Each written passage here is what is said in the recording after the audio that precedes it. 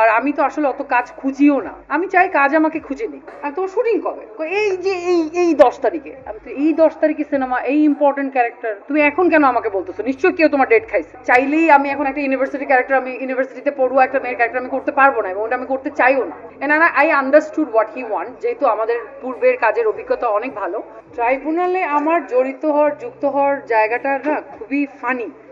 Funny মানে অনেক funny. আমি একটু আগে বলছিলাম যে রায়হান ভাইয়ের সাথে আমার যত কাজ হয়েছে এবং যত আমার মানে একদম ক্যারিয়ারের শুরু থেকে এত কাজ করেছি আমি, এটা আমি শিওর যে আমরা যতজন আর্টিস্ট আছি এখানে এই সিনেমাতে সবচেয়ে বেশি রায়হান ভাইয়ের সাথে কাজ আমারই হয়েছে। তো তারপরেও একটা কোনো না কোনো কারণে একটা লম্বা গ্যাপ হয়েছিল আমাদের, কিন্তু আমাদের কমিউনিকেশন বা কানেকশনের জায়গায় কোনো গ্যাপ ছিল না। আমাদের ইন্ডাস্ট্রি যেভাবে চেঞ্জ হয় ফ্লোর সাথে, সেভাবে সবাইকে চেঞ্জ হতে হয়, তা না হলে আসলে কাজটা করাটা সবার জন্য ডিফিকাল্ট হয়। সো সেই জায়গা থেকে আমি বহুদিন কাজ করতে পারছিলাম না রায়হান ভাইয়ের সাথে, এক ধরনের আমারও নিজেরও এক ধরনের ছিল। আর আমি তো আসলে অত কাজ খুঁজিও না, কম খুঁজি, আমি চাই কাজ আমাকে খুঁজে নিক। তো সেই জায়গা থেকে আমি নিকেতনে কোনো একটা জায়গায় দাঁড়িয়েছিলাম বা কোনো কাজ করছিলাম হয়তো রিসেন্টলি। আমি মানে আসলে একটা একটা কোম্পানি ফর্ম করার চেষ্টা করছি, আমাদের পাইলটিং প্রায় শেষ। সো ওইটারই একটা কাজে আমরা ছিলাম 3 নম্বর রোডে। ওখান থেকে আদরের সাথে আমার সামহাও রাস্তায় দেখা হয়েছে।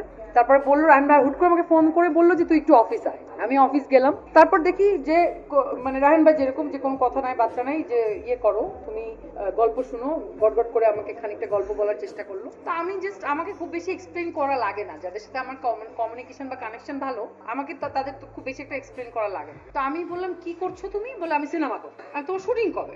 এই যে এই 10 তারিখে। আমি তো এই 10 তারিখে সিনেমা, এই ইম্পর্টেন্ট ক্যারেক্টার, তুমি এখন কেন আমাকে বলতেছো? নিশ্চয়ই কেউ তোমার ডেট খাইছে। বলে বিশ্বাস কর, কেউ আমার ডেট খায় নাই। এই ক্যারেক্টারটা এখনো পর্যন্ত সিলেক্টেড না, কারণ এই ক্যারেক্টারটা বুঝতেছি না আমরা সবাই মিলে, মানে আদর, মানে রায়হান ভাই প্রডিউসার আমাদের রাজু, বা যারা যারা আছে কাস্টিং এ, যারা যারা আছে সবাই মিলে শুটিং এর হয়তো আর 10 দিন বাকি আছে, তখনও আসলে ক্যারেক্টারটা ওরা খুঁজতেছে, দে আর সার্চিং। চাইলেই আমি এখন একটা ইউনিভার্সিটি ক্যারেক্টার, আমি ইউনিভার্সিটিতে পড়ুয়া একটা মেয়ের ক্যারেক্টার আমি করতে পারবো না, এবং ওটা আমি করতে চাইও না, এটা ওই ক্যারেক্টারটার সাথে ইনজাস্টিস করা হবে। তো আমাকে যখন বললো, আমি দেখলাম যে ওকে ফাইন, মানে এবং খুব বেশিও আমাকে বলতে হয় নাই, খুব অল্পতে আমাকে ভাইয়া গল্পটা বলছে। And I understood what he want, যেহেতু আমাদের পূর্বের কাজের অভিজ্ঞতা অনেক ভালো।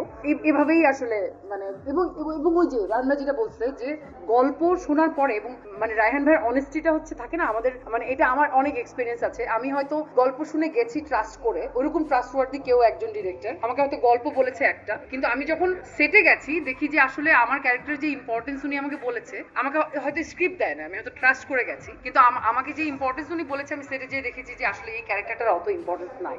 এবং এটা না বেশ কয়েকবার হয়েছিল লাস্ট কিছুদিন। তো আমি রায়হান ভাইকে যে বলতেছি যে না, আমি যে মানে খাতায় আছে মাথায় আছে খাতায় নাই, এইসব চলবে না, তুমি আমাকে ফুল স্ক্রিপ্ট দাও। রায়হান ভাই আমাকে ফুল স্ক্রিপ্ট দিল, আমি পড়লাম। আমি যতটুকু মনোয়ারাকে ওখানে পেয়েছি, আমার মনে হয়েছে আমার যা দরকার, যেটা আমি চাই, আমি অতটুকুর মধ্যে ওটা করতে পারবো। সো